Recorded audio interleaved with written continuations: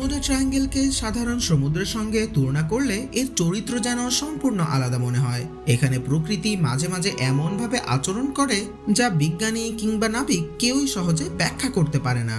সবচেয়ে প্রথমেই চোখে পড়ে হঠাৎ ঝড় ওঠার প্রবণতা। অনেক সময় আকাশ এক মুহূর্তে শান্ত, আবার সাগর থাকে অনেক নীরব, কিন্তু হঠাৎ করেই কালো মেঘ জমে ওঠে, বজ্রপাত শুরু হয়, আর প্রবল ঝড় আর তাণ্ডব তো চলতেই থাকে। আবহাওয়ার এই আকস্মিক পরিবর্তন নাবিক বা পাইলটদের জন্য মরণ ফাঁদ হয়ে দাঁড়ায়।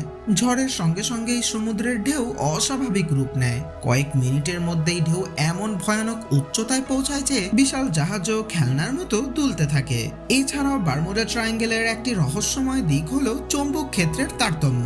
পৃথিবীর প্রাকৃতিক চৌম্বক ক্ষেত্র এখানে মাঝে মাঝে অস্বাভাবিক আচরণ করে, ফলে অনেক সময় কম্পাস সঠিক দিক দেখায় না, হঠাৎ করে উত্তর দক্ষিণের অবস্থান বদলে দেয়।